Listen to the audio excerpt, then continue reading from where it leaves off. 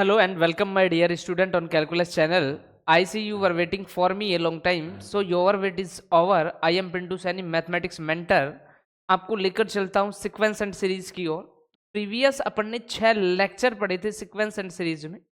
तो सारे sequence and series के 6 लेक्चरों में अपन ने केवल और केवल किसके बारे में चर्चाएं की थी? के बारे में चर्चाएं की थी, ज्योमेट्रिक प्रोग्रेशन के बारे में चर्चाएं की थी। जो भी आपकी सीरीज यानी कि सीरीज 2 टाइप का था, arithmetic progression and geometric progression, समांतर श्रेणी और गुणोत्तर श्रेणी। समांतर श्रेणी आपके 11th में था नहीं, तो अपन ने जो कंप्लीट चर्चाएं की वो किसके बारे में चर्चाएं की प्यारे बच्चों? जीपी के बारे में की, ज्योमेट्रिक प्रोग्रेशन के बारे में की, गुणोत्तर श्रेणी के बारे में की। गुणोत्तर श्रेणी से रिलेटेड जितने भी एनसीईआरटी में आपके उनको अपन ने यानी कि प्रीवियस 6 लेक्चरों में पढ़ा। प्रीवियस लेक्चर में अपन मिससेलेनियस चल रहा था, मिससेलेनियस के कुछ क्वेश्चन अपन ने कर लिए थे। तो आज सीक्वेंस एंड सीरीज के चैप्टर को खत्म करेंगे आज की इस क्लास में। तो बिना देरी की स्टार्ट हो जाइए, आप मेरे से फटाफट जुड़ जाइए। और यदि आप हमारे चैनल पर नए हैं तो हमारे चैनल को लाइक करें, सब्सक्राइब करें तथा बेल आइकन को दबाना ना भूलें। तो बिना देरी किए हुए स्टार्ट करते हैं बेटे आज का लेसन। तो आपको पहला क्वेश्चन मिला है, किसी गुणोत्तर श्रेणी का प्रथम पद एक है। किसी गुणोत्तर श्रेणी का प्रथम पद एक है, तीसरा एवं पांचवा पद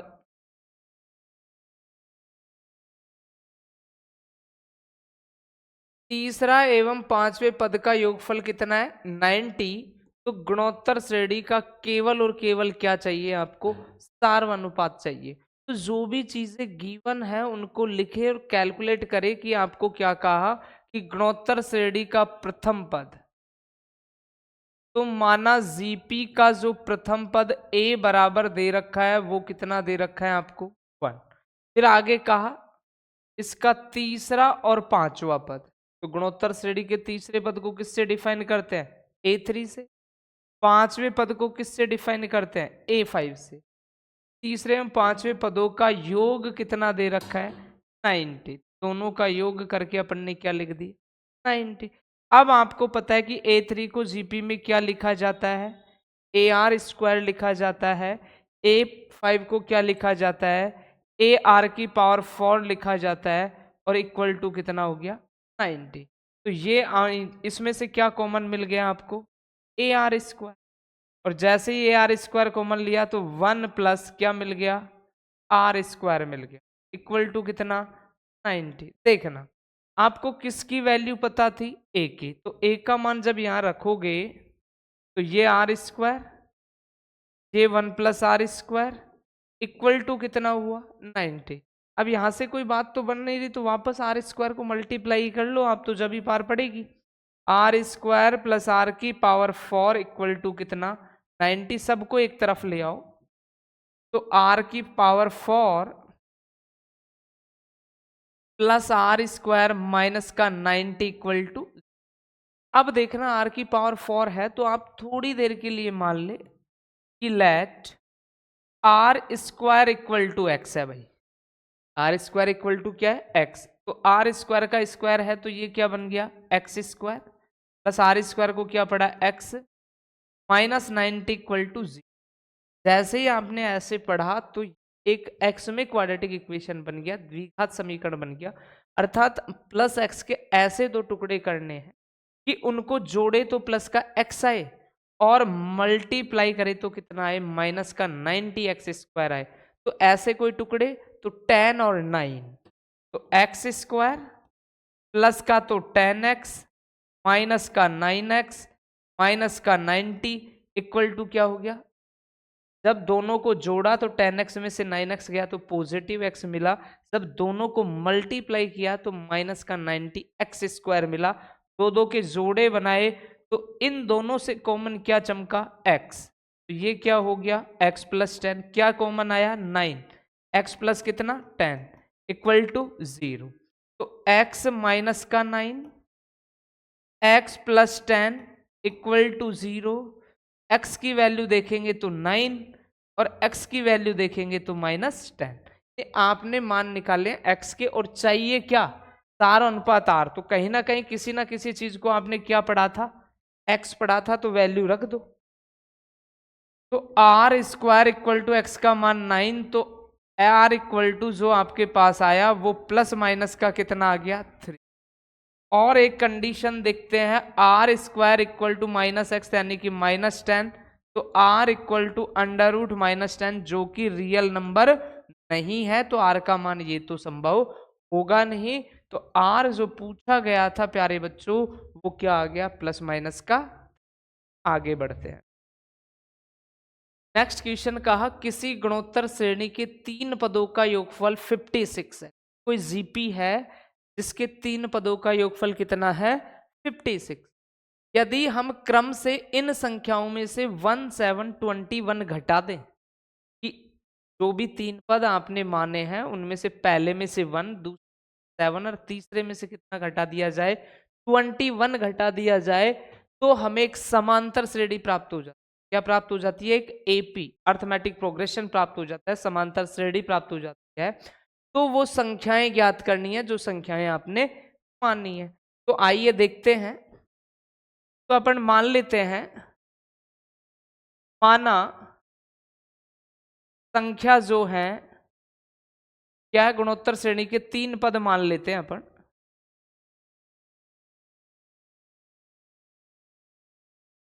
क्या A R A R square, ये 3 पद मान लिए, तो ये 3 संख्याएं अपन को चाहिए। अब ये दे क्या रखी है, इन तीनों पदों का योगफल 56 है। करो a plus a plus A R square equal to 56। क्या कॉमन आ रहा है सबसे, a 1 plus are square equal to 56। इसको तो अपन ने दे दिया इक्वेशन। ठीक है भाई, यदि हम इन में क्रम से संख्याएं एक साथ और क्या घटा दे 21। पहली संख्या में से आपने क्या घटाया 1, दूसरी संख्या में से आपने क्या घटाया 7, तीसरी संख्या में से आपने क्या घटा दिया 21। और ऐसा करते ही जो ये सीरीज आई वो किस में बदल गई आपकी, एपी में। किस में बदल गई, एपी में। यानी कि ये 3 पद किस में कहलाए, एपी में कहलाए। जब ये समांतर श्रेणी में बन गए तो समांतर श्रेणी का मध्य पद जो होता है 3 पदों में, ए आर -7 बराबर क्या होगा, फर्स्ट पद प्लस थर्ड पद और डिवाइड बाई क्या, क्योंकि आपने पढ़ा है कि 3 पद ए बी और सी समांतर श्रेणी में हो तो b बराबर ऑलवेज होता है a plus C divide by. तो ये a है, ये b है, ये क्या है c। b बराबर a plus C divide by 2। Calculate करो, 2 से मल्टीप्लाई करेंगे तो ए आर माइनस का 14, a -1, A are square -21, A R minus का 14 equal to a plus A R square -1 -21 minus का कितना हो गया 22। तो देखो सबको एक तरफ कर लेते हैं, ए आर स्क्वायर ये रहा, प्लस का ए ये रहा, माइनस का 22 ये रहा, ये माइनस का होगा और 14 प्लस का होगा, -2 AR और प्लस का 14 और इक्वल टू में क्या हो गया 0। चेक करते हैं, ए आर स्क्वायर फिर कितना है -2 AR, फिर कितना है प्लस का a, माइनस का 22 है और प्लस का क्या है 14। -22 में प्लस का 14 गया तो माइनस का कितना 8 इक्वल टू कितना हो गया 0। सबसे क्या कॉमन आ रहा है, चलो एक बार ऐसे लिख दो, A are square -2 AR plus A equal to कितना 8। इन सबसे कॉमन क्या आ रहा है a, क्या आ गया R square -2R plus 1 equal to कितना हो गया 8। इसको दे दिया अपन ने इक्वेशन सेकंड। यानी कि अपने पास कितने समीकरण आ गए 2, एक समीकरण ये रहा, एक समीकरण ये रहा। अब देखो 1 प्लस आर स्क्वायर, ए इधर को भी है ए इधर को भी है, तो अपन क्या करें बड़े मान में छोटे मान का भाग दे दें। तो इक्वेशन फर्स्ट में किसका डिवाइड कर दे, इक्वेशन सेकंड का। तो फर्स्ट क्या था a, 1 प्लस आर स्क्वायर, इसमें भाग देना है a, are square minus 2r plus 1 equal to 56 में किसका भाग देना था? 8 का। ए से ए कैंसिल, देखना क्या होता है। तो अपन को मिला 1 plus are square divide by R square minus 2r plus 1, और 8 को 7 से, वो 8 को 56 से डिवाइड करेंगे तो कितने टाइम हो गया? 7 बार। कितने टाइम हो गया? 7 टाइम। आगे देखो, क्रॉस मल्टीप्लीकेशन के अलावा कुछ नहीं बचा है, तो 1 प्लस आर स्क्वायर, जब इसको करेंगे बराबर में तो ये कितना हो गया? 7r स्क्वायर माइनस का 14r और प्लस का कितना हो जाएगा? 7। अब देखना, सबको एक तरफ ला रहा हूं, यानी कि इन मानों को इधर को ले जा रहा हूं, तो क्या होगा? 7r स्क्वायर में से एक आर स्क्वायर गया तो 6, सीधा लिख रहा हूं 6r स्क्वायर, फिर प्लस का आर भी इधर को आया, माइनस का 14r तो माइनस का 15r, फिर प्लस का 1 इधर को, माइनस का 1 तो प्लस 1 में से माइनस 1 गया तो प्लस का कितना? 6 इक्वल टू कितना हो गया? 0। सबसे क्या कॉमन आ रहा है? 3, और 0 में भाग देंगे तो कितना ही हो जाएगा? वो 0। तो 3 दूनी 6, 2r स्क्वायर, 3 पंजो 15 और 3 दूनी 6 बराबर क्या आ गया? 0, यानी 2r square minus 5r plus 2। तो R square minus 5r plus 2 equal to 0, यानी कि आर में क्या आ गया? ये क्वाड्रेटिक इक्वेशन आ गया। अब क्वाड्रेटिक इक्वेशन आ गया तो आर का मान यानी माइनस 5r के ऐसे दो टुकड़े करो कि उनको जोड़े तो माइनस का 5r और मल्टीप्लाई करे तो कितना? 4r square. क्या आएगा? 2r स्क्वायर माइनस का कितना? 4r माइनस का कितना? r, जोड़ोगे तो माइनस 5r और प्लस का 4r स्क्वायर, और प्लस का कितना? 2 इक्वल टू 0। दो दो के जोड़े बनाए, क्या कॉमन आ गया? 2r, तो r minus 2 minus 1, r minus 2 equal to 0, 2r minus 1 और r माइनस 2 इक्वल टू क्या? 0। तो इसके बराबर जब 0 रखोगे तो इम्प्लाइज r बराबर कितना? 1/2। r माइनस 2 बराबर 0, तो r बराबर कितना? 2। तो r के कितने मान आए आपके पास? 2। तो r के 2 मान आए तो a के भी कितने मान आने हैं? 2। तो इक्वेशन फर्स्ट क्या था आपका? a 1 plus are square equal to कितना था? 56। तो यहां r का मान कितना रख दो? 2। 1/2 भी रखोगे तो भी कोई फर्क नहीं पड़ेगा, वही 3 मान आएंगे जो वही मान आने हैं। तो मैं यानी कि r इक्वल टू 2 रखूंगा, तो a 1 प्लस 2 प्लस कितना? 2 का स्क्वायर 4, 56, 4 2 6 1 7, 7a बराबर 56। तो a बराबर 56/7 कितना आ गया? 8। तो a बराबर आपका आ गया 8, r बराबर आ गया 2। तो जो संख्या मानी थी आपने वो क्या थी? a r स्क्वायर, तो a का मान 8 ar, तो 8 इंटू कितना? 2, a 8 इंटू 2 का स्क्वायर, क्या आ गया? 8 16 और कितना? 32 है। आई वो कितने आ गई? 8 16 और 32। जब आप r बराबर 1/2 रखोगे, r बराबर कितना रखोगे? 1/2 रखोगे, तो देखो r इक्वल टू कितना हो? 1/2। तब आपको किसका मान निकालना हो? a का। तो a का मान क्या निकलेगा? r का मान 1/2 रखा तो a 1/2 को 1 प्लस 1/2 प्लस कितना? 1/4 इक्वल टू कितना आ गया? 56। तो a, तब कैल्शियम कितना आ गया? 4। इसके नीचे भी क्या मान लो? 1। 4 2 दूनी 4 प्लस 1 डिवाइड बाई कितना? 56। a 4 2 6 1 7, 7/4 इक्वल टू कितना? 56। 7 8 56। तो a 8 इंटू 4 करोगे तो a का मान कितना आ गया? 32। a का मान कितना आ गया अपने पास? 32। जब a का मान 32 आया है तो ये रही संख्या आपकी, है कि नहीं है, ए आर स्क्वायर। तो इसके माध्यम से a पहली संख्या तो हो गई 32, फिर ए आर, तो a का मान 32 और r का मान 1/2, फिर क्या 32 इंटू 1/2 का स्क्वायर करेंगे तो कितना 1/4, 32 कितना 16 और कितना 8, तो संख्या तो वही है 8 16 32, संख्या तो यहाँ भी क्या ही थी 8 16 32। तो चाहे तो r इक्वल टू 1/2 देखो, चाहे r इक्वल टू 2 देखो, संख्याएं जो आएंगी वो कौन कौन से आएंगे 8 16 और 32। अगले क्वेश्चन है, किसी गुणोत्तर श्रेणी के पदों की संख्या सम है।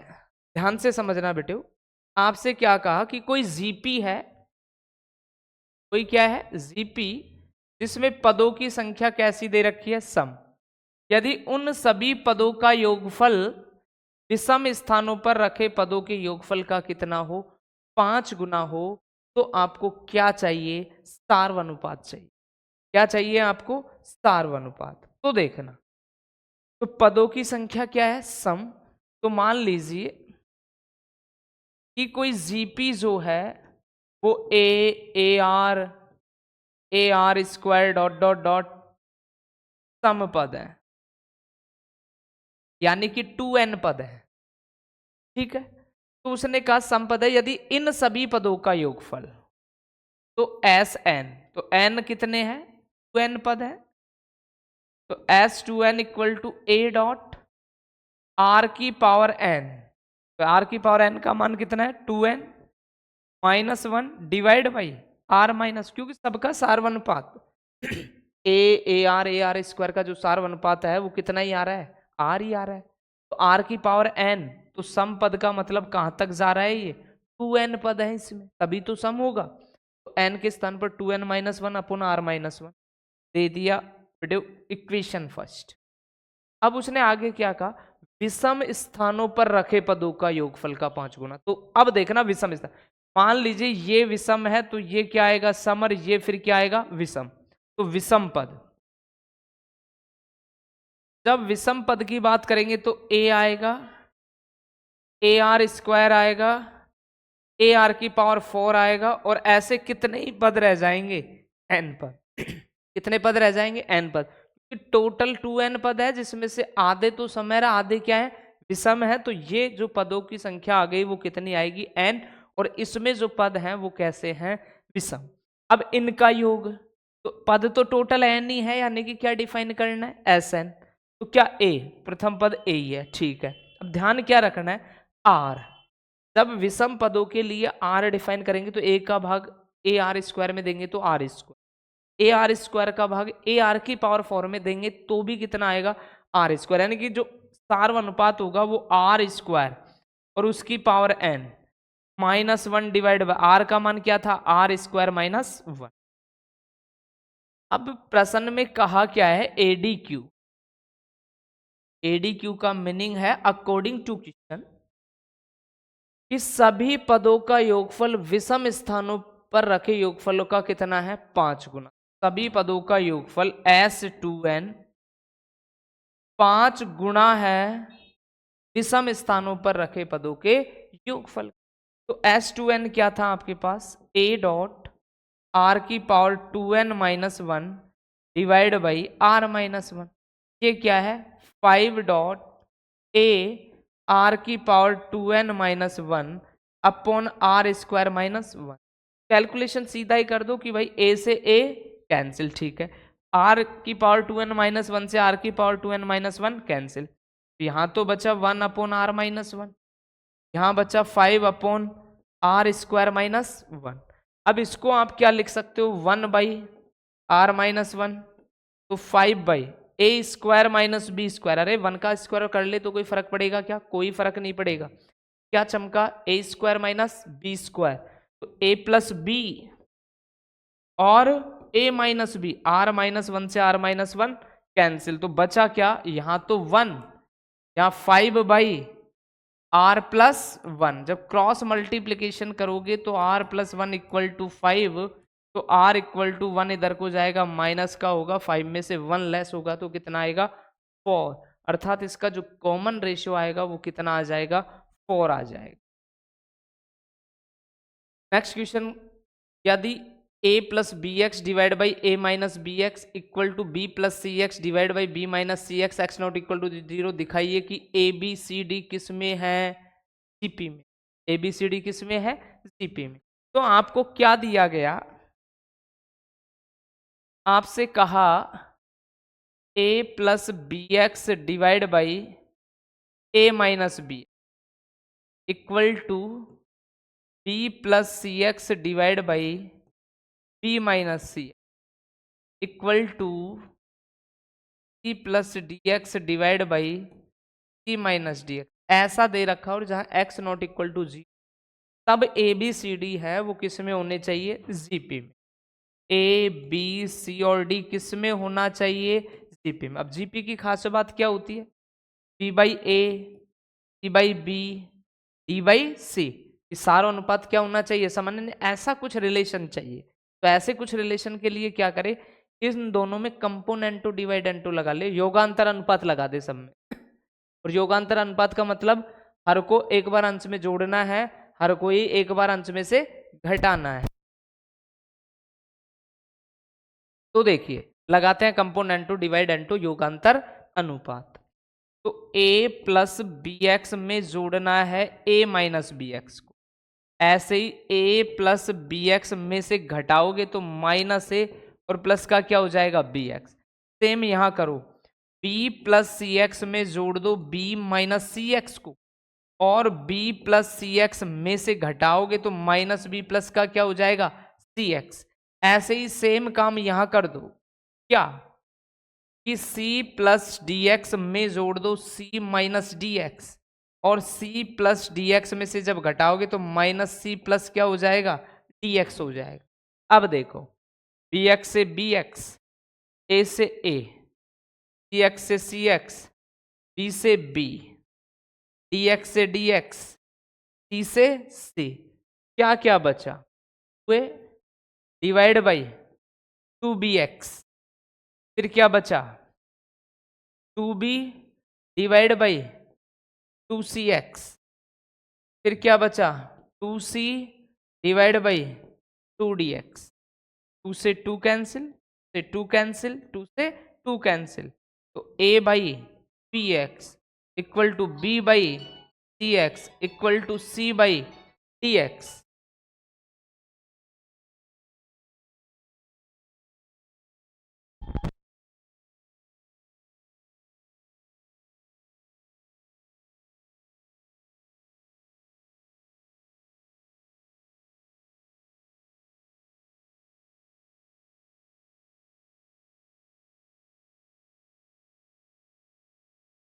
तो देखिए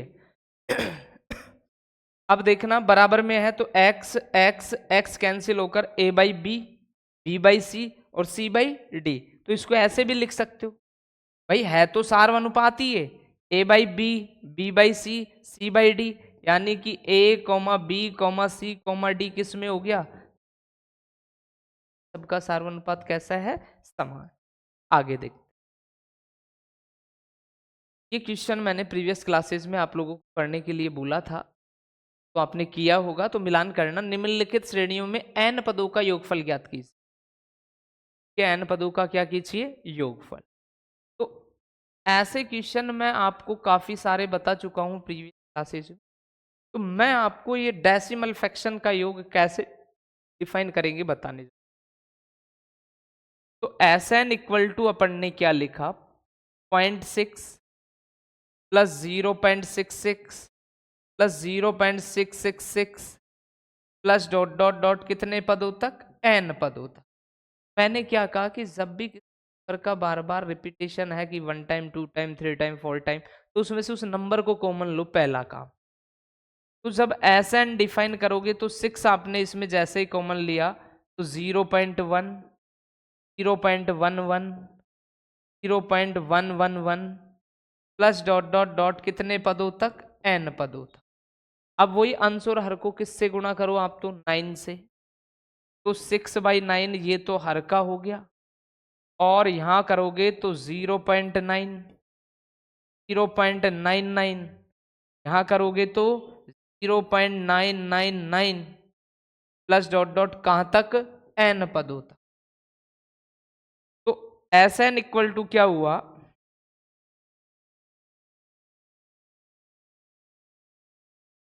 6/9, इसको लिख सकते हैं 9/10, पॉइंट को हटाया तो 9/10, ये 9 बाई कितना हो गया 100, ये 9 बाई कितना हो गया 1000, प्लस कितने पदों तक, n पदों तक। तो देखो Sn इक्वल टू 6/9, इसको क्या लिख सकते हैं 1/1/10। भाई कैलकुलेट करो, 9/10 को 1 माइनस 1/10 लिख सकते हैं, तो 10 माइनस 1 9/10, प्लस इसको क्या लिख सकते हैं 1 माइनस 1/100 लिख सकते हैं। 100 में से 1 गया तो कितना,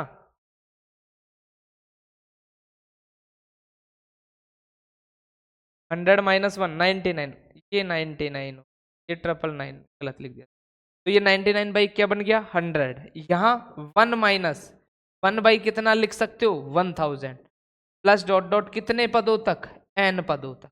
तो देखना अब क्या हुआ कि दो सीरीज बनी आपकी, और वो दो सीरीज क्या बनी, Sn इक्वल टू 6/9, ये +1 +1 +1, तो ऐसे लिख दिया मैंने 1 + 1 + 1 प्लस कितने n पदों तक।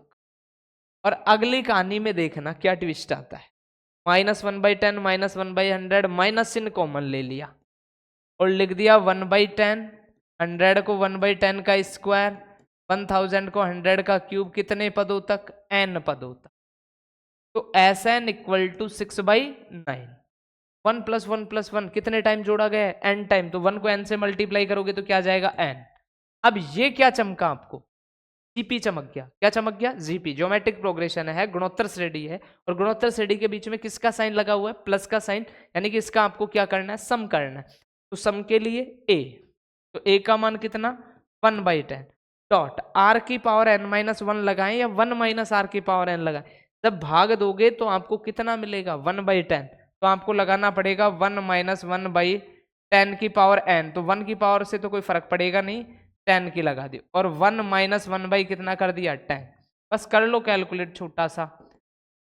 तो 6/9, n माइनस 1/10, 1 माइनस 1/10 की पावर n डिवाइड बाई 9 कितना आ जाएगा 10, तो इस 10 से ये 10 तो क्या हो गया कैंसिल। तो Sn equal to 6/9 n minus 1 minus 1/10 की पावर n, और डिवाइड बाई में ये कितना आ गया 9, बस बहुत है इतना। इस तरीके से आप डेसिमल फ्रैक्शन में भी कोई जीपी का अगर नंबरों का रिपीटेशन है तो इस तरीके से कैलकुलेट कर सकते। अगला का श्रेणी का 20वां पद की एक सीरीज है जो इस तरीके से जा रही है भाई कि 2 इंटू 4, 4 इंटू 6, 6 इंटू 8 और n पदों तक इस तरीके से जा रही है, और अपन को तो कौन सा पद चाहिए, इसका 20वां पद चाहिए। तो 20वां पद तब डिफाइन करेंगे जब अपन को इसका nवां पद पता होगा। पहले यानी कि ये सीरीज इस तरीके से जाती है तो nवां पद कैसे, कि आपको कंडीशनें दी गई, और कंडीशन क्या दी गई, एक सीरीज है 2 into 4 plus 4 into 6 plus 6 into 8 plus dot dot n पदों तक ऐसे चल रहा है ये। तो ये कौन सी ट्रम में जा रहा है, तो इसमें दो सीरीज है 2, 4, 6, डॉट डॉट n, और दूसरा 4, 6, 8 ऐसे चली गई। यानी इस तरीके से है कि 2 फिर इंटू 4 फिर कितना 4 इंटू कितना 6। अब इसको देखो आप कि 2, 4, 6 डिफरेंस कितने का है, सब में 2 का, यानी कि ये क्या बन गया आपका एपी बन गया, अर्थमेटिक प्रोग्रेशन बन गया, समांतर श्रेणी बन गया। तो समांतर श्रेणी का nवां पद का क्या फॉर्मूला होता है, a dot a plus n-1 d dot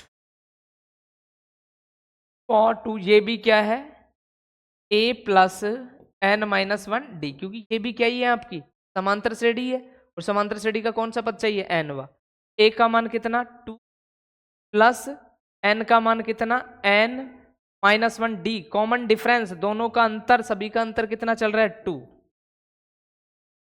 dot A का मान कितना 4 प्लस n -1 और डी का मान यहां भी कितना ही है 2, करो calculate, plus 2n -2 dot 4 plus 2n -2, 2 से 2 तो क्या हो गया कैंसिल, यानी कि ये आ गया 2 डॉट, अगर 4 में से 2 जाएगा तो कितना बचेगा 2, ये क्या हो गया 2n + 2। अब देखो वैसे भी आप चेक कर सकते हो क्या कि ये है 2 4 6, यानी कि किसका मल्टीपल है ये 2 का, ये तो समझाने के लिए इतना प्रोसेस अगर आप इतना सोच पाए तो कर सकते हो कि ये 2 4 6, फिर अगला क्या आता 8, फिर उससे अगला क्या आता 10, यानी किसका मल्टीपल है वो 2n का, यानी कि 2n का क्या है मल्टीपल, और ये क्या है 2n में कितना जोड़ा गया, जैसे 2 है तो ये 4 हो गया, 4 है तो 6 हो गया, 6 है तो कितना हो गया 8, हाँ तो 2n ही, बट उसमें कितना सम किया गया, कितना जोड़ा गया 2, तो डायरेक्ट अगर आपसे आता है n पद तो डिफाइन कर सकते हो 2n 2n प्लस, यानी कि जो an आपके पास आया वो 2n डॉट 2n + 2 आया, या तो पूरा कैलकुलेट कर लो या इतना ही छोड़ दो, कोई फर्क नहीं पड़ता है, आपको चाहिए a20, तो n के स्थान पर जब 20 रखो तो 2 × 20 डॉट 2 × 20 प्लस कितना 2, तो a20 = ये तो कितना हो गया 40 इंटू ये कितना हो गया 40 प्लस, तो a20 40 × 42, जब मल्टीप्लाई करोगे 4 दूनी 8 4 4 16, तो कितना हो गया 1680, तो इसका जो 20वां पद आएगा वो कितना आ जाएगा 1680। अब देखना बेटे ये अलग तरीके के क्वेश्चन है, जी किस तरीके का प्रोग्रेस से बन रही हैं, तो पहले एक बार सवाल को पढ़ ले, कोई किसान एक पुराने ट्रैक्टर को 12,000 रुपए में खरीदता है, वह 6,000 रुपए नगद और शेष राशि को 500 की वार्षिक किस्तों के अतिरिक्त धनराशि पर जितना भुगतान न किया गया हो 12% वार्षिक ब्याज से देता है, किसान को ट्रैक्टर की कुल कितनी लागत चुकानी पड़े। तो अगर कल को आप एक बड़े बिजनेस बनते हो और आपको एक लोन की यानी कि रिक्वायरमेंट होती है, या आप कोई बड़े आदमी बनते हो, एक यानी कि महंगी कार आप इशू करते हो, तो उसके लिए यानी कि आप डायरेक्ट पेमेंट न देकर बैंक से यानी कि उसकी क्या करवाएं, किस्तों के रूप में उसे कवर करवाएं, तो यानी कि किस तरीके से बैंक आपसे ब्याज लेता है, वो यानी कि इंस्टॉलमेंट किस्तों की स्थिति, यानी कि जो इंस्टॉलमेंट आप भरते हो, जो भी लोन यानी कि बैंक से कल को आप लेते हो उसकी इंस्टॉलमेंट जो भरते हो उस पर किस रेट से आपसे ब्याज लिया जाता है, और आप इजीली कैलकुलेट कर पाए कि किस तरीके से, यानी कि अगर कल को मैंने इतनी अमाउंट को इंस्टॉलमेंट में बनवा लिया तो मुझे इसका टोटल मिलाकर कितना इंटरेस्ट पे करना होगा, और इतनी राशि की इतनी कुल राशि मुझे पे करनी होगी, यानी कि इंस्टॉलमेंट से रिलेटेड क्वेश्चन है, किस्त से रिलेटेड कि कैसे किस्त दी जाती है, कैसे बैंक आपसे किस्त पर ब्याज लेता है, क्या तौर तरीके होते हैं ब्याज लेने के, तो आइए सीखते हैं इस चीज को। तो आपसे कहा क्या गया, आपसे कहा गया कि कोई किसान एक पुराने ट्रैक्टर को 12,000 रुपए में खरीदता है, यानी कि किसी भी ट्रैक्टर का जो कुल मूल्य था वो कितना था 12,000 रुपए था प्यारे बच्चों, कि कल को यदि आप ट्रैक्टर को ऑन कैश खरीदते हो, नगद में खरीदते हो, तो वो ट्रैक्टर आपको कितने में दिया जाता 12,000 रुपए, बट उसने कहा कि वह 6,000 रुपए नगद भुगतान कर, वैसे पता नहीं ये किस जमाने की बात कर रहा है, ट्रैक्टर 12,000, आज तो ट्रैक्टर का 12,000 में टायर भी नहीं आ सकता बेटे, ठीक है, तो हो सकता है किसी बाबा आदम के जमाने की बात हो जिसमें ट्रैक्टर ही आ जाता हो 12,000 रुपए का, अपन को इससे कोई इशू नहीं है, ऐसा कह रहा है उस चीज। तो आपसे कहा गया कि वह 600 रुपए का नगद भुगतान करता है, डाउन पेमेंट जो देता है तुरंत उसको जो देता है, नगद कितना दे दिया उसने, नगद दे दिया 6,000 रुपए, तो शेष अमाउंट कितना बचा, शेष राशि तो 12,000 माइनस 6,000 करोगे तो कितना ही बचेगा, 6,000 ही बचेगा। अब उसने क्या कहा कि जो भी 6,000 रुपए बचे हैं, शेष राशि को 500 रुपए की वार्षिक किस्तों के अतिरिक्त उस धन पर जिसका भुगतान न किया गया हो 12% वार्षिक ब्याज भी देता है। कि जो ये 6,000 रुपए बच गई थी शेष राशि, उसके लिए उसने कहा कि मैं हर साल आपको कितने रुपए दूंगा, 500 रुपए दूंगा किस्त के रूप में।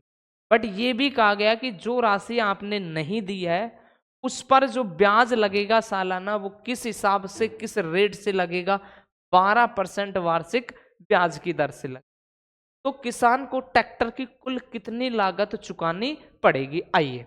तो कुल का मामला था 12,000, काम खत्म हो जाता अगर वो नगद पेमेंट कर देता, बट उसके पास 12,000 थे नहीं।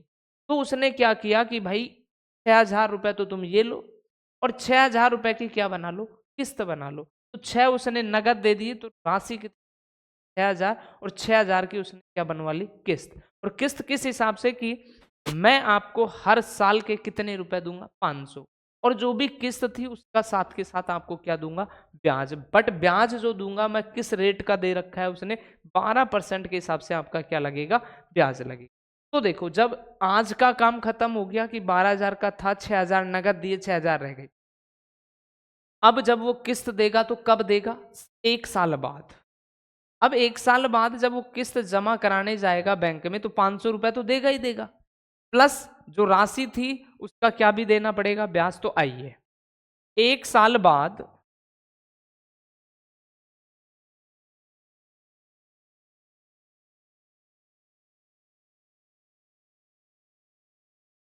ब्याज, तो ध्यान देना कि आज उसने 1 साल कितने रुपए रखे थे, 6,000, कितने परसेंट की दर से, 12%, कितने समय के लिए, 1 वर्ष के लिए। तो जब कैलकुलेट करोगे 2 जीरो, कितना हो गया, 720 रुपये। यानी कि 1 साल बाद ब्याज के कितने रुपए हो गए, 720। तो किस्त की राशि, किस्त की राशि, तो किस्त की राशि क्या होगी देखना कि 500 रुपए तो किस्त के जाएंगे ही जाएंगे, साथ के साथ ब्याज और जुड़ गया उसमें, कितना, 700। तो कितना रुपए जाएगा, 1,220 रुपए जाएगा। 1 साल बाद पहली किस्त जो जाएगी वो कितने की जाएगी, 1,200। 2 साल बाद ब्याज। अब बात को ध्यान से समझना कि कितना रुपए किस्त का दे दिया, 6,000 में से उसने 500 रुपए। तो अब राशि कितनी बची थी जो देनी थी, 6,000 थी, 500 उस किस्त के साथ चला गया। तो अब जो ब्याज लगेगा वो कितने पर ही लगेगा, 5,500 रुपए। कितनी परसेंट की रेट से लगेगा, 1,200।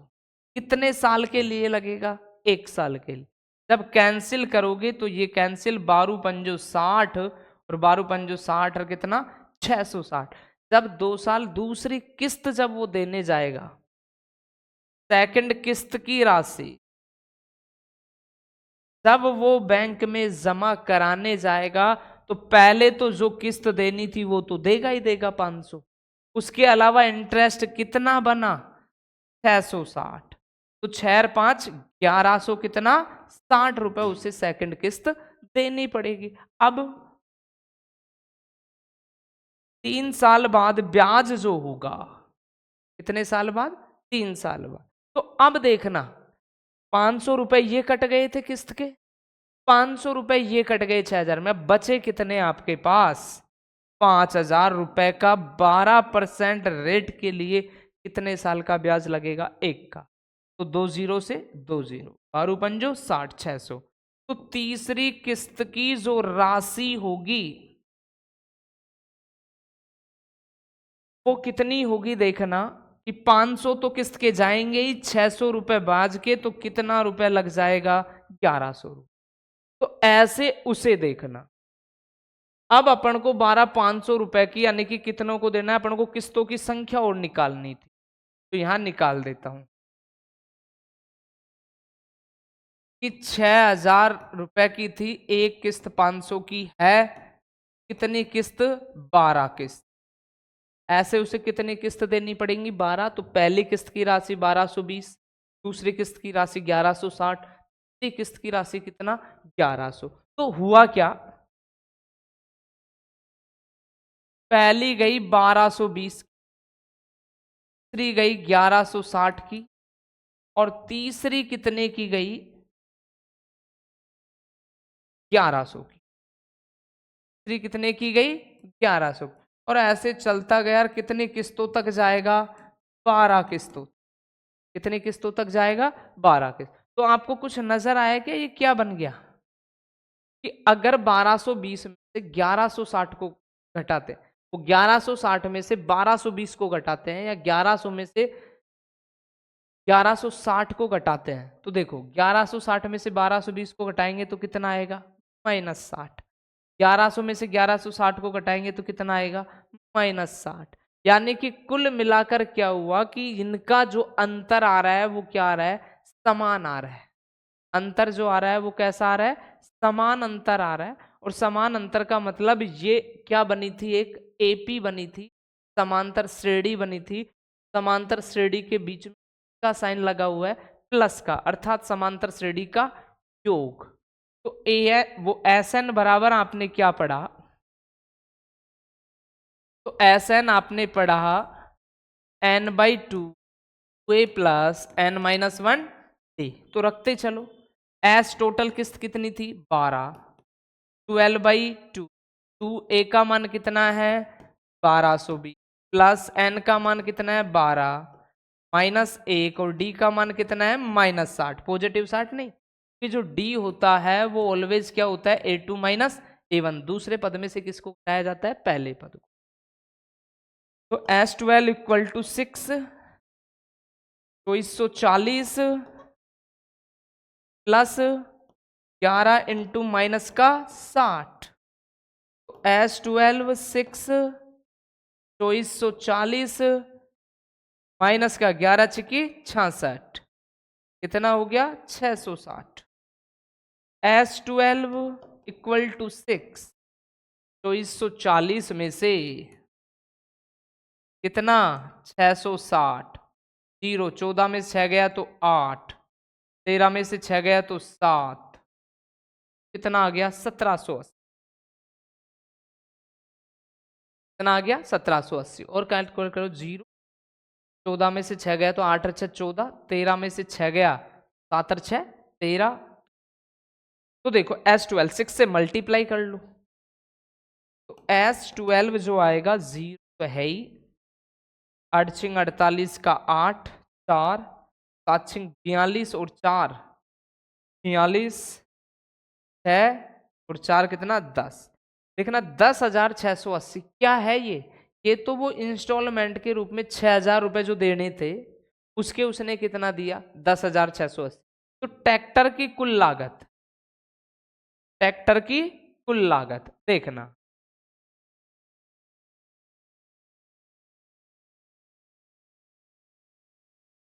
तो 6,000 तो वो दे दिए थे, और किस्तों के रूप में कितना दे दिया? 10,680। टोटल कितना हो गया? 16,680। यानी कि जो 12,000 का ट्रैक्टर था के इंस्टॉलमेंट के रूप में आपको देने पड़े 16,680 रुपए देने। आगे देखो, शमशाद अली 22,000 रुपए में एक स्कूटर खरीदता है, वह 4,000 रुपए नगद देता है तथा शेष राशि को 1,000 रुपए की वार्षिक किस्तों के अतिरिक्त उस धन पर जिसका भुगतान न किया गया हो को 10% वार्षिक ब्याज पर देता है। उस स्कूटर के लिए कुल कितनी राशि चुकानी पड़ेगी? सेम इंस्टॉलमेंट का क्वेश्चन है, देखते हैं क्या है। कि आपको कहा कि एक स्कूटर था, क्या था? इसकी कुल लागत कितनी थी? 22,000 थी। अब एक स्कूटर खरीदता है, वह 4,000 रुपए नगद देता है, कि उसकी जेब में जो राशि थी वो टोटली कितनी थी? 4,000। वो तो उसने डाउन पेमेंट कर दिया, यानी नगद दे दी। तो शेष राशि क्या बची? तो यानी कि 22,000 - 4,000 जब करोगे तो 18,000। तो डाउन यानी कि जो शेष राशि बची 18,000, तो उसने क्या कहा, राशि को 1,000 रुपए की वार्षिक किस्त की हर साल मैं कितने रुपए दे दूंगा आपको, 1,000 रुपए दे दूंगा। जिसका भुगतान न किया गया, यानी जो राशि जिसका भुगतान न किया गया वो कितनी है, 18,000 है। हो तो 10% वार्षिक ब्याज भी देना होगा, कि जो राशि नहीं गई है उस पर आपको इंटरेस्ट देना होगा। इंटरेस्ट रेट अब कितना रहेगा आपका, 10% रहेगा। तो देखो बेटो, पहले अपन देख लेते कि 1,000 की किस्तों की संख्या कितनी देनी पड़ेगी। तो 18,000 रुपए है, और आप किस्त कितने की देना चाह रहे हो, 1,000 की, तो 18 किस्त देनी पड़ेंगी आपको। कितनी किस्त देनी पड़ेंगी, 18। तो आइए कि आज 22,000 का स्कूटर था, बट उसके पास 22,000 न होने के कारण उसने उसे कैश कितना दिया, 4,000, और कहा जो भी राशि है उसको मैं प्रत्येक साल कितने दूंगा, 1,000 रुपए। बट सामने वाले ने कंडीशन लगा दी, ले तो सकता हूं, बट आपको जो भी राशि रहेगी उस पर कितना परसेंट का ब्याज देना पड़ेगा, 10%। तो एक साल बाद जब वो किस्त देने जाएगा, तो एक साल बाद उस राशि का ब्याज,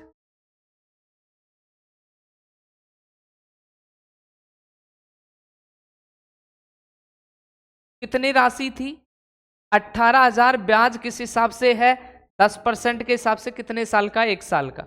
0,0,0,0 तो कितना रुपए, 1,800 रुपए। तो फर्स्ट किस्त की राशि,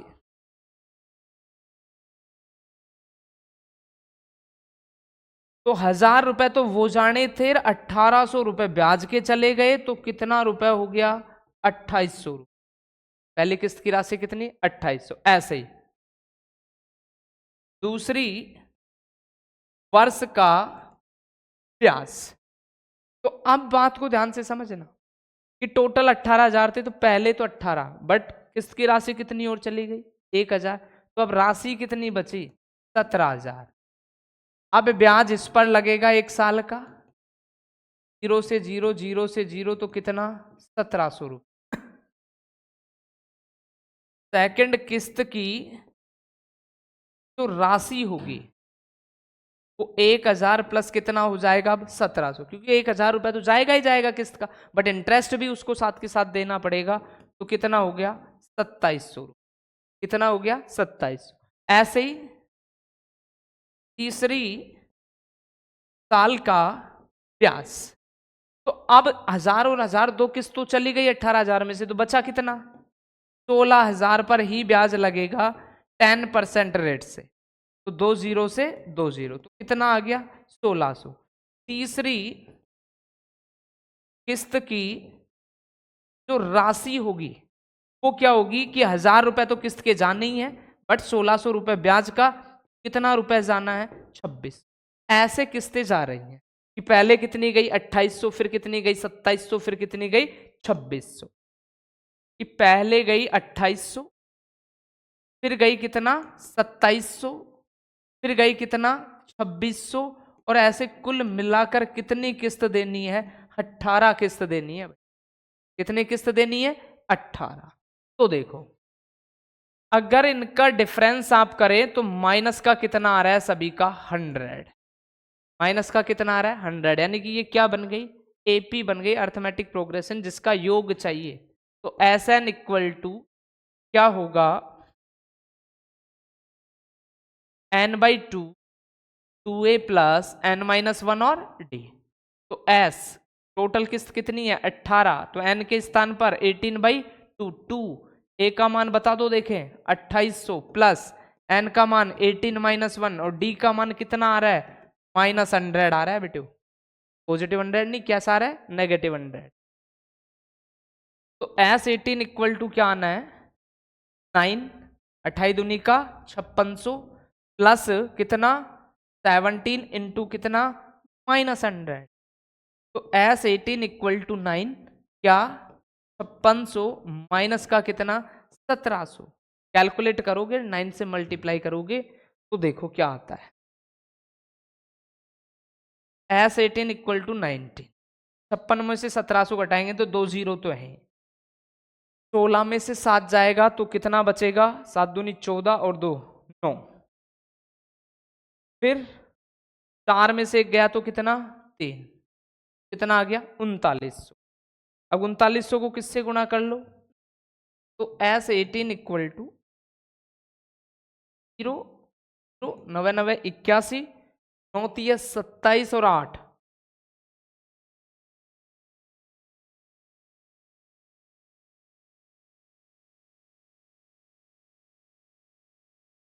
0 0 9 9 81 का 1 9 27 और 8 7 7 14 15 27 और 8 कितना हो गया? 35।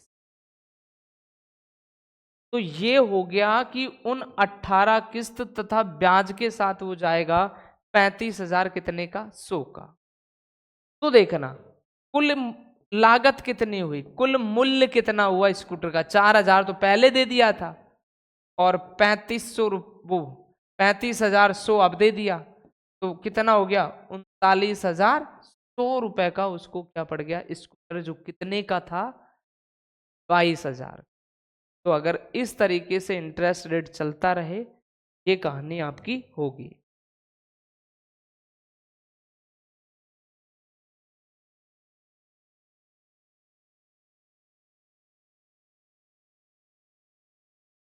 आगे देखते हैं बेटे। एक आदमी ने एक बैंक से 10,000 रुपए 5% वार्षिक साधारण ब्याज पर जमा किए। जब से रकम बैंक में जमा की गई तब से 15वें वर्ष में उसके खाते में कितनी राशि हो जाएगी?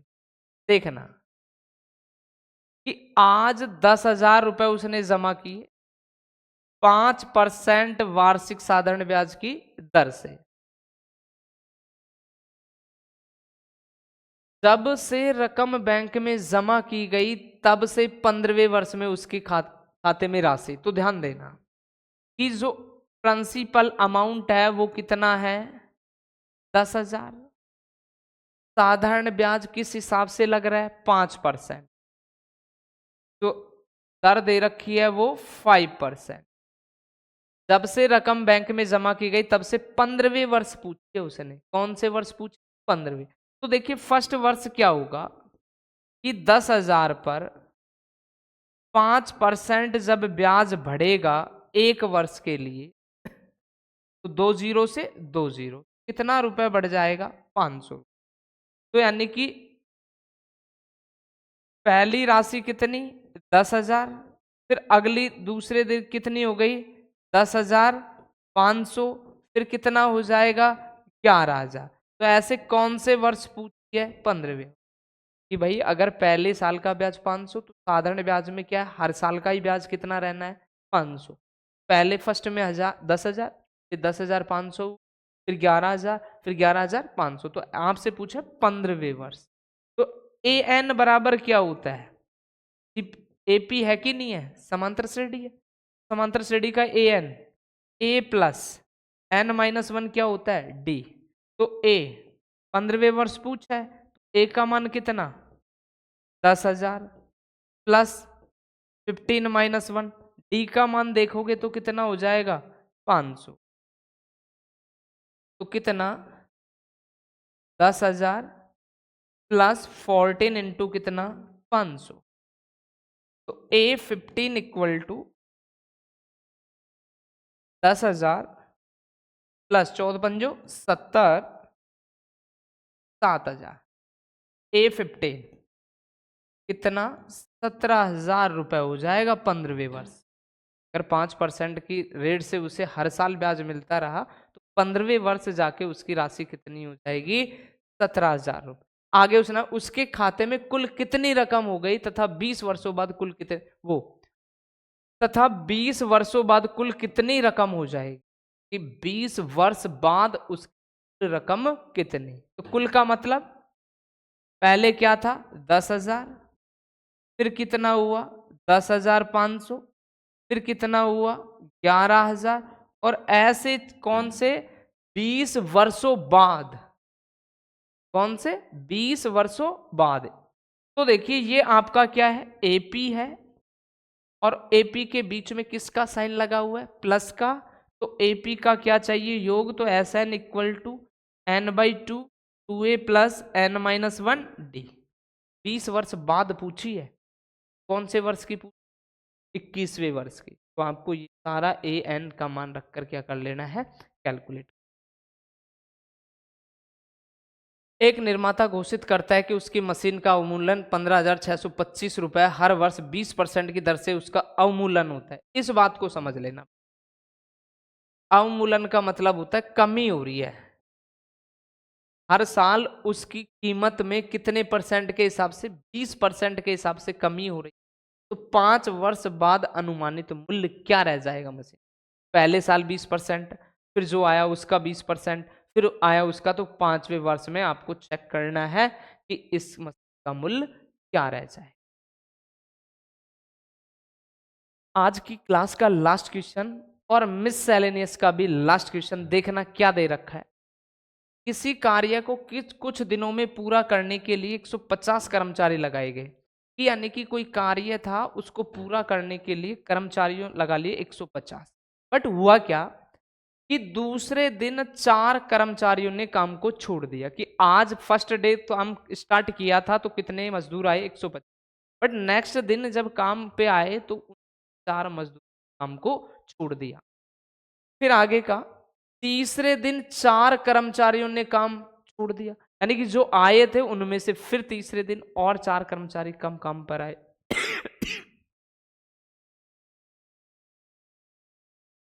तथा इस प्रकार अन्य, कि पहले दिन 150, दिन 4 ने और छोड़ा तो 146, फिर तीसरे दिन 4 ने और छोड़ा तो 142, फिर अगले दिन 4 ने और छोड़ा तो 138। ये प्रोसेस चलता गया। यह कार्य पूर्ण करने में 8 दिन अधिक लगते हैं। कि यदि पूरे 150 मजदूर आते तो जो कार्य जिस दिन में पूरा करना था उसी दिन में पूरा हो जाता। बट हुआ क्या, आज 150, फिर 4 छोड़ गए अगले दिन, फिर अगले दिन और 4 छोड़ गए, फिर उससे अगले दिन और 4 छोड़ गए, और ऐसे छोड़ जाने की वजह से जो कार्य जिस समय पर होना था उससे कितना समय अधिक लग गया, 8 दिन अधिक लग गया। तो दिनों की संख्या ज्ञात कीजिए जिस कार्य पूर्ण किया गया। तो अब बताइए कि वो दिनों की संख्या क्या है, कार्य को पूरा किया गया। तो बात को समझना कि अपन मान लेते हैं कि 150 कर्मचारी n दिन में क्या करते थे, एक काम को पूरा कर देते थे। कि कल को यदि 150 कर्मचारी लगातार काम पे बने रहते तो n दिन में उस पूरे काम को फ्री कर देते। लिखेंगे 150 कर्मचारी n दिन में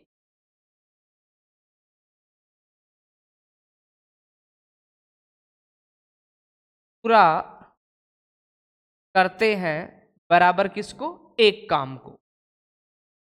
कि अगर 150 कर्मचारी लगातार काम पे बने रहते तो जो भी वो काम था उसको कितने दिन में पूरा कर लेते, n दिन। ठीक है, तो 150 कर्मचारियों का एक दिन का काम,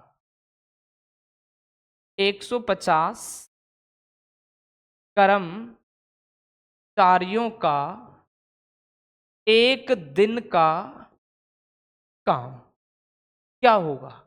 कि जब 150 कर्मचारी n दिन में कर रहे थे एक काम, तो 150 कर्मचारियों का एक दिन का काम कितना होगा, उस काम का 1/n भाग। यानी कि जब n दिन में पूरा हो रहा है एक काम तो एक दिन में कितना भाग होगा, 1/n भाग उस काम का। तो एक कर्मचारी का एक दिन का काम कितना होगा, 1/150n। बात को समझना कि अगर 150 कर्मचारी लगे रहते तो कितने दिन में पूरा करते, n दिन में। बट अपन को कितने दिन का चाहिए, एक दिन का। तो n दिन का मतलब मान लीजिए कि कोई भी काम को अपन 10 दिन में करते हैं तो एक दिन में उसका कितना कर पाएंगे, 1/10 भाग। किसी भी काम को अपन 100 दिन में करते हैं तो एक दिन में कितना करेंगे, उसका 1/100 भाग। ऐसे ही कि काम पूरा कितने दिन में हो रहा था, n दिन में, तो एक दिन का काम होगा उस दिनों का एक भाग, तो 1/n दिन, 1/n भाग हो जाएगा। अब ऐसे ये 150 कर्मचारियों पूरा काम तो कितने दिन में कर रहे थे, n दिन में एक काम। बट 150 कर्मचारियों का एक दिन का काम कितना हो जाएगा, उस काम का 1/n भाग। फिर एक कर्मचारी का, 150 कर्मचारी थे, अब अपन को एक कर्मचारी का एक दिन का काम चाहिए, क्योंकि कर्मचारी छोड़ते हुए जा रहे हैं, तो अपन तो ये देखें कि एक कर्मचारी एक दिन में कितना काम करता है। तो एक कर्मचारी का एक दिन का काम होगा 1/150n भाग। अब आइए जो सवाल में कहा कि पहले दिन तो कितने ही कर्मचारी आए थे, 150 कर्मचारी, तो लिखेंगे 150 कर्मचारियों का एक दिन का काम कितना होगा, 1/150 इंटू कितना, 150। बात को ध्यान से समझना, ये था एक कर्मचारी का एक दिन का काम 1/150n भाग। तो कितने कर्मचारी लगाए, 150। तो 150 कर्मचारियों का, तो एक कर्मचारी का जितना भाग है उसको किससे मल्टीप्लाई कर दिया, 150। ये था एक कर्मचारी का एक दिन का कार्य। तो 150 कर्मचारियों का काम कितना गुणा हो जाएगा उस। आगे अगले दिन हुआ क्या, कितने, 4 कर्मचारी काम को छोड़ गए। तो दूसरे दिन का जो काम होगा, वो काम पर कितने व्यक्ति आए, जब 150 में से 4 चले गए तो 146 व्यक्तियों का एक दिन का काम, 146 कर्मचारियों का एक दिन का काम। देखना 1/156n तो क्या था, एक कर्मचारी का एक दिन का काम। अब कर्मचारी कितने आए थे, 106। ऐसे ही फिर अगले दिन कितने और छोड़ गए, 4। 146 में से कितने और छोड़ गए, 4। तीसरे दिन कितने आए काम पर, 142 कर्मचारियों का एक दिन का काम। तो 1/150n इंटू कितना, 142। और ये प्रोसेस ऐसे चलता रहा। तो हुआ क्या कि पहले दिन का काम जो हुआ 150/150n, फिर उससे अगले दिन हुआ 146/150n, फिर उससे अगले दिन हुआ 142/150n, और प्लस डॉट डॉट डॉट। काम होना था कितने दिन में, n दिन में, बट ये आदमी काम को छोड़ते गए, तो काम को करने में कितना दिन अधिक लग गया, 8 दिन। और ऐसा चला, तब जाके आपका एक काम क्या हो गया, वो पूरा हो गया जो काम था। कि पहले दिन इतना काम हुआ, दूसरे दिन इतना काम हुआ, तीसरे दिन इतना काम हुआ, ऐसे चलता गया। होना 8 दिन में था, बट ये आदमी छोड़कर जा रहे थे काम को, कितने दिन अधिक लग गए, 8 दिन। और ऐसा काम करते हुए सब व्यक्तियों का काम को जोड़ा, तो पूरा का पूरा क्या हो गया, एक काम हो गया। अब देखो इन सबसे यानी कि क्या कॉमन आ रहा है, 1/150n आ रहा है। तो ये 150 हुआ, ये 146 हुआ, ये 142 हुआ, और ये n प्लस कितने, 8 दिन में हुआ, और कितना काम हुआ, एक काम हुआ। 150n को जब क्रॉस मल्टीप्लीकेशन करोगे तो कितना आ जाएगा, 150, 146 plus 142 plus dot dot dot n plus 8 दिन इक्वल टू ये कितना हो गया, 150n। ये नीचे था 1 से मल्टीप्लाई कर दिया। अब देखना ये जो कंडीशन आई आपके पास क्या आई, 150, 146, 142, और ऐसे चलता गया मामला, और कितना, n प्लस 8वें दिन तक, और क्या हो गया, 150n हो गया। अब ये कोई सीरीज बन रही है, ये क्या बन रही है आपकी, कोई सीरीज। तो देखते हैं क्या सीरीज बन कि 150 में से 146 में से 150 गया तो -4, 146 में से वो 142 में से 146 गया तो -4, यानी कि इसका कॉमन डिफरेंस जो आ रहा है वो क्या आ रहा है, सेम आ रहा है। और जब कॉमन डिफरेंस सेम आता है तो वो क्या होती है, आपकी एपी होती है, अर्थमेटिक प्रोग्रेशन होती है। समांतर श्रेणी, और समांतर श्रेणी है उसके बीच में किसका साइन लग रहा है, प्लस का साइन लग रहा है, यानी समांतर श्रेणी का क्या करना है, योग। तो एस एन जो समांतर श्रेणी में होता है वो होता क्या है, ये देखो। तो एस एन इक्वल टू होता है n/2 2a plus n minus 1d और इसके इक्वल में कितना है 150n। तो एस n देखो तो n का मान कितना है n प्लस 8, कोई बात नहीं। तो n plus 8 divide by 2, a का मान कितना 150 प्लस n प्लस 8 माइनस 1 और d का मान विशेष ध्यान रखना -4, कितना है -4 और इक्वल टू में कितना 150 है। करो calculate, n plus 8 divide by 2 300 n plus 7 into -4 equal to 150n। तो n प्लस 8 डिवाइड बाई 2, तो देखना 300 माइनस से गुणा करेंगे तो माइनस का 4n और माइनस का 28 और इक्वल टू में कितना 150n। तो n प्लस 8 डिवाइड बाई 2, 300 में से कितना गया 28 गया, तो 30 जाता है तो 272 होगा, 28 जाएगा तो माइनस का 4n equal to 150n।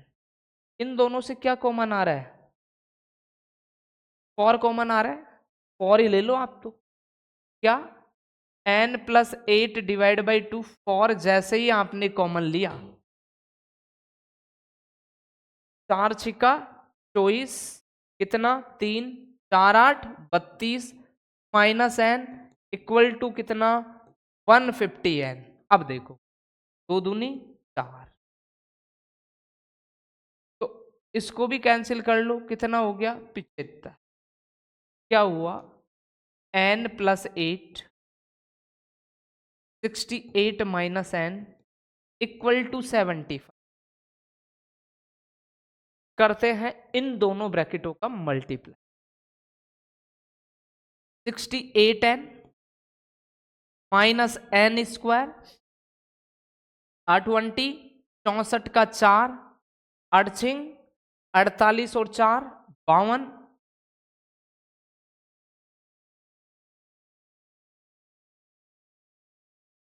68 n हो गया माइनस का n स्क्वायर हो गया 820 64 का 4 8 48 और 6 54, किसका प्लस का और माइनस का कितना 8n इक्वल टू 75n। इन सबको इधर ले आते हैं, तो इधर सबका मतलब 75n को इधर ले आते हैं। 68n माइनस का 75n माइनस का n स्क्वायर प्लस का 544 माइनस का 8n। करो कैलकुलेट, 68n है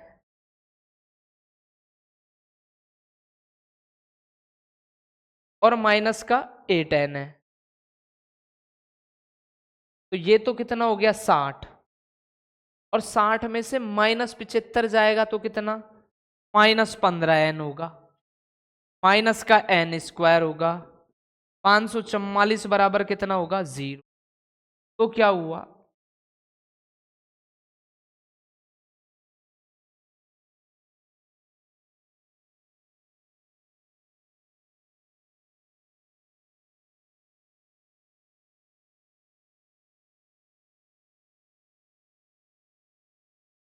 तो देखना माइनस इन कॉमन ले रहा हूं तो n स्क्वायर प्लस का 15n माइनस का 544 इक्वल टू, यानी n में क्या मिल गया आपको एक क्वाड्रेटिक इक्वेशन मिल गया। अब इस 15n के अपन को ऐसे दो टुकड़े करने हैं कि उनको जोड़े तो 15n आना चाहिए और मल्टीप्लाई करें तो 554।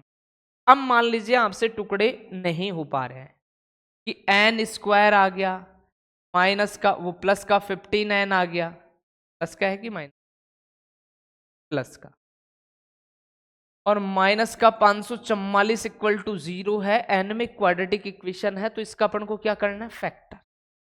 तो आप क्या करो जो भी गुणनफल है उसके फैक्टर कर लो आप तो, और वहां से देखना कि क्या रिजल्ट आता है। 2 का 2 2 दूनी 4 2 7 14 2 दूनी 4 2 एकम 2 तिया 6 2 छिकी 12 2 छिकी 12 2 8 16 2 तिया 6 और कितना 2 चौको 8 2 एकम 2 2 7 14 और 17 एकम 17 2 दूनी 4 4 दूनी 8 8 दूनी 16 और 16 दूनी का 32 और 17 ये तो हुआ नहीं। तो ऐसे देख लो 2 दूनी 4 4 दूनी 8 8 दूनी 16 और 17 दूनी का 34 34 और 16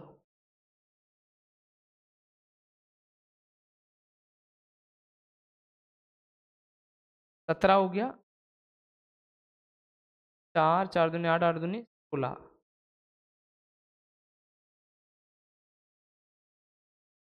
500 अपन को चाहिए N square plus 15n minus 544 तो 34 और 16 17 दूनी का 34 दूनी 4 4 दूनी 8 8 दूनी 16 16 दूनी का 32 16 15 आता है क्या? और देखें टुकड़े N square plus 15n minus का 544 4 4 दूनी 8 8 दूनी 16 16 दूनी को 32 और 17 है ना 32 और 17 लेस करोगे आप तो कितना 7 5 1 आ गया ना। तो टुकड़े जो हो गए वो कितने हो गए 17 और 32 कि कल को 32 में से 17 घटाते हो तो कितना आता है 15 टुकड़ा हो गया एन स्क्वायर प्लस का कितना 32n माइनस का कितना 17n माइनस का 544 इक्वल टू 0 2 दूनी 4 4 दूनी 8 8 दूनी 16 16 दूनी का 32 और 17 और 32 और 17 का डिफरेंस कितना आता है 15 बड़ी संख्या पॉजिटिव मान ली छोटी संख्या नेगेटिव जब 32 को 17 से गुणा करोगे तो कितना भी आएगा 544 दो दो के जोड़े बना लो तो दो दो के जोड़े बनाएंगे तो n कॉमन आया तो n प्लस कितना हो गया 32 माइनस 17 कॉमन ले लिया तो n प्लस कितना हो गया 32 इक्वल टू कितना 0 तो n माइनस कितना हो गया 17 डॉट n प्लस कितना हो गया 32 इक्वल टू कितना 0 तो n माइनस 17 इक्वल टू 0 तो n बराबर कितना 17 n प्लस 32 इक्वल टू 0 तो n इक्वल टू कितना माइनस 32 जो कि संभव नहीं है दिनों की संख्या किसमें नहीं आ सकती माइनस में तो n बराबर कितना 17 कि n का मान कितना आया है 17 ये तो वो मान आया है जिस पर कार्य पूरा होना था बट उसने पूछा कि वो कार्य हुआ कितने दिन में पूरा तो जब n 17 है तो काम पूरा हुआ था n प्लस 8 दिन में कितने दिन में काम पूरा हुआ था n प्लस 8 दिन में 17 प्लस 8 करोगे कितना आ जाएगा 25 दिन वो कार्य जो पूरा हुआ था वो किस था 25 दिन में जब 4 व्यक्ति उस कार्य को छोड़ते चले गए तो ये था आपका जीपी का पूरा पार्ट ज्योमेट्रिक प्रोग्रेशन का अपन ने विथ मिससेलेनियस देखा कि किस तरीके से आपको किसी को करने थे। अगला चैप्टर और इंपॉर्टेंट होने वाला है आप लोगों का जो है स्ट्रेट लाइन एक सरल रेखा नाम से ही सरल है बाकी बहुत अच्छी चीजें हैं आपके स्ट्रेट लाइन में तो नेक्स्ट क्लास को लेना न भूले आज के लिए इतना ही।